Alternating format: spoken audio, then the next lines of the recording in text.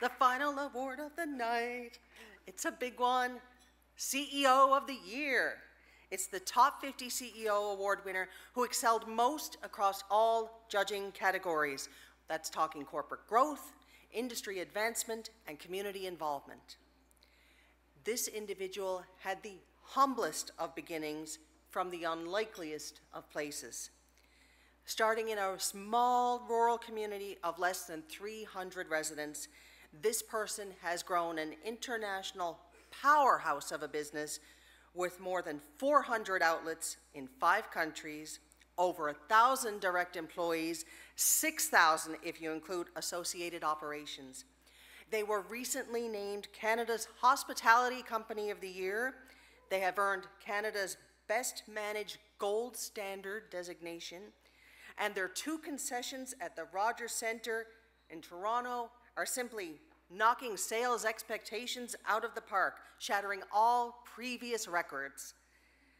I am so pleased and honored to announce that Atlantic Business Magazine's 2024 CEO of the Year, from Pilley's Island, Newfoundland, the man behind MB International Brands, Greg Roberts.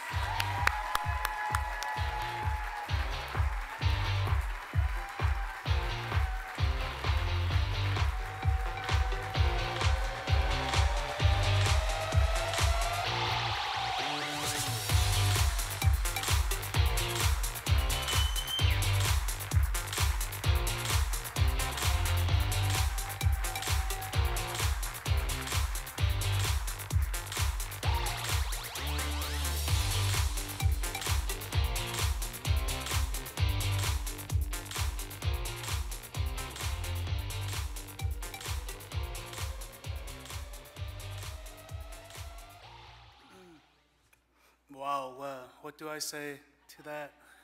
I'm like the person before me.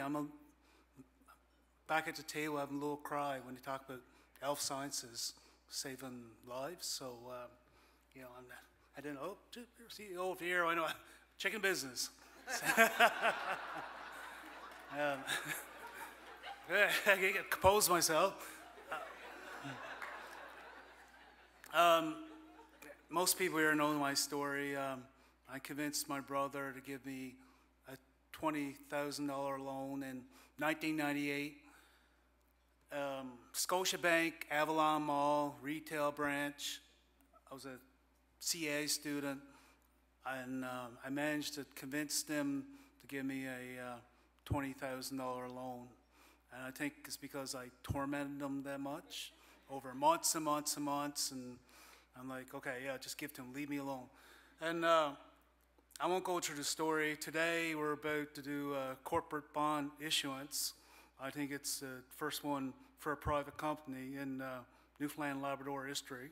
And what that is like you go out on the public markets and issue bond, and you only got to pay interest every month. I'm like, holy shit, I never had any money before. Now they're going to give me corporate bonds, and I can issue like a big old public company. I'm like, right on, rock and roll.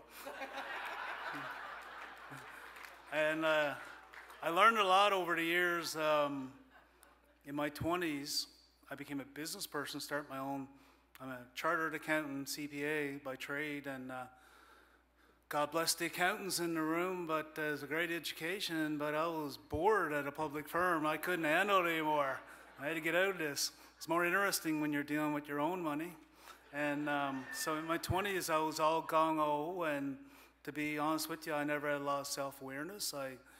From a small community, 11 kids, 3 of us sleeping in one bed, and when my siblings, my sisters turned 15, 16, they had to move out. We had no room for them in the house. And to go, you know, from that to, you know, running a multinational corporation is very humbling. And every day I remember where I'm from. And what I learned in my 20s was about pragmatic, making a living. 30s, getting more sophisticated. I'll fast forward to today. I won't tell you what age I am. Getting up there now. And I've been in business quite a while now, 3 decades. And I'm embarrassed when I look back when I was younger, I never had a lot of self-awareness, and to be candid, I never understood what business is about. And everybody asked me, what it's about, how did you do this, yada yada, do you want to make money and finances and P&L and showing off and corporate jets and all the stuff comes with it. And I'm like, you know what it's really about? And when Brendan was up talking about Verafin, it really resonated. Like, I'm in a different industry, but you know what it's about? People. I know that sounds like a cliche, and everybody talks, we had a great culture, everything's wonderful, and everyone top 50, we all believe, everything's hunky-dory or whatever. And this is what I learned. I'm 51 years old. This is what I learned. Here's the secret. Write it down. You want to be rich for his work, or if you want to have a quality life, more importantly, you want to find purpose in your life, here's the secret. Quality of work life. What you do for your people. Do you have empathy for your people? Do you put that before your bottom line? Do you put that first? Is that the basis for your company? And this is like the secret. The closer we get to our people on the front lines and understanding what they're going through every day, the stronger we become. That sounds like a cliche, and maybe like cliches are handed down over generations because they're true. But that's what it's about. So anyone here if you got a company of 50 people, 100, 1,000, if your goal in life is to build a big company, or whatever your purpose is, focus on your people. Drive down. Like, we're in fast food. It's not glamorous. Remember in COVID, all of a sudden, everything shut down. We're in our homes. And who was the heroes? Do anybody remember? Go to the grocery store, person checking you in. They're humble people, salt of the earth, don't expect much. We went to the fast food restaurants, drive-thrus, they were our heroes, really, for a little while, for a lot of people.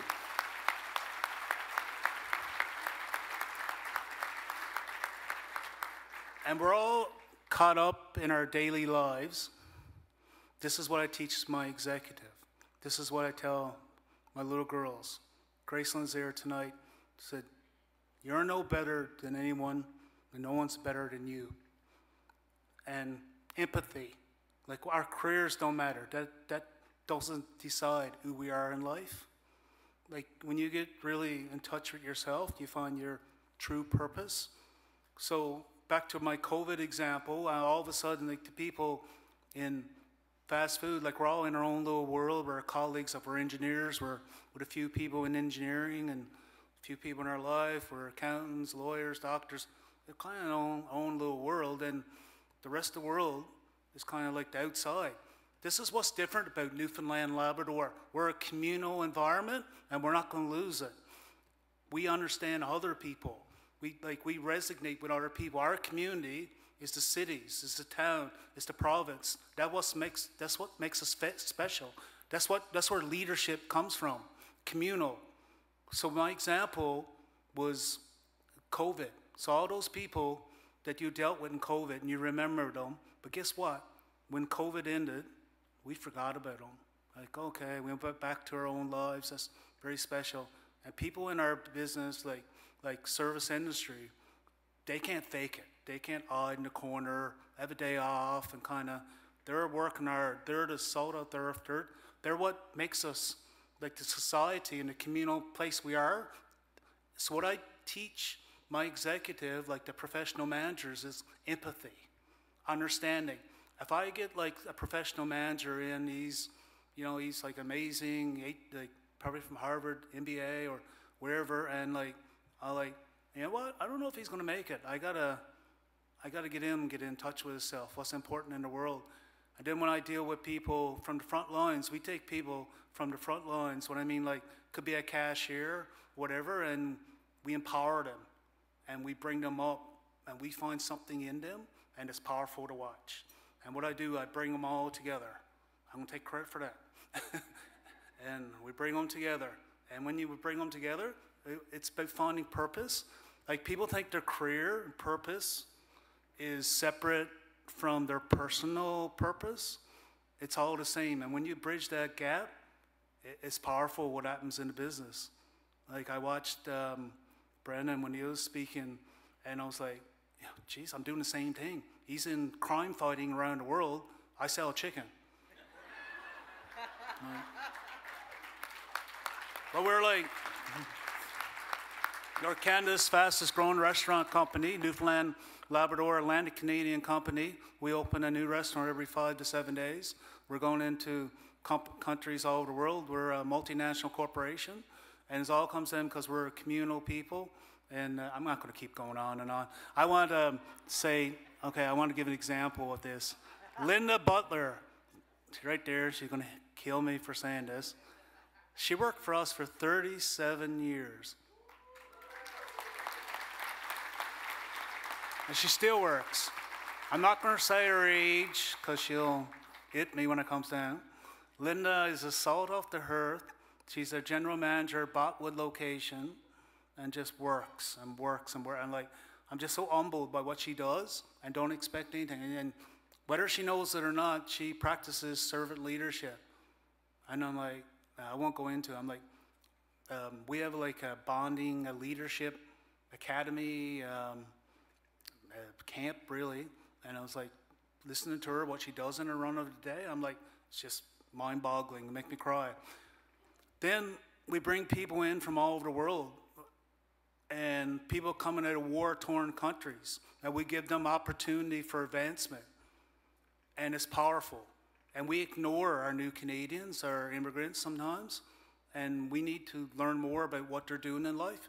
They come here, some of them are brilliant people with amazing backstories. You can write Hollywood movies, what these people came out of. I got a manager of one of our stores in Ontario that fled Afghanistan, with her mom, and start running one of our Mary Browns in Ontario.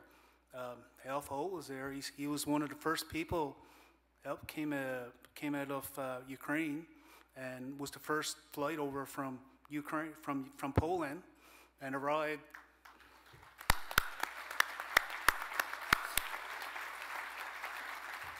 And promise Adrian I wouldn't cry. Arrived when he walked up.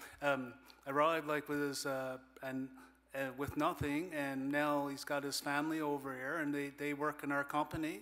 I'm like, wow. And like what we're doing is beyond, you know, the restaurant or whatever, and it's just a company of people doing something powerful, and I'm humbled every day by it. And anyway, I'm gonna stop now. I can go on and on. And my mom was Pentecostal, so I can preach, right? So I'm gonna give it up now, and yeah, you know, it's like I always talked about guest experience for 10 years, and as I matured and got older, now it's about our people, their experience. So if you don't remember anything I said here today, next time you go to a restaurant, you go to a retail store, you're interacting with a retail person. I used to always say, everybody got a story, like, you know, everybody. So I just ask you, as a consumer, as a guest, all those people got a story that you're dealing with, and please be kind to them. And thank you for this award, and I'll try to live up to the reason I received it. Thank you.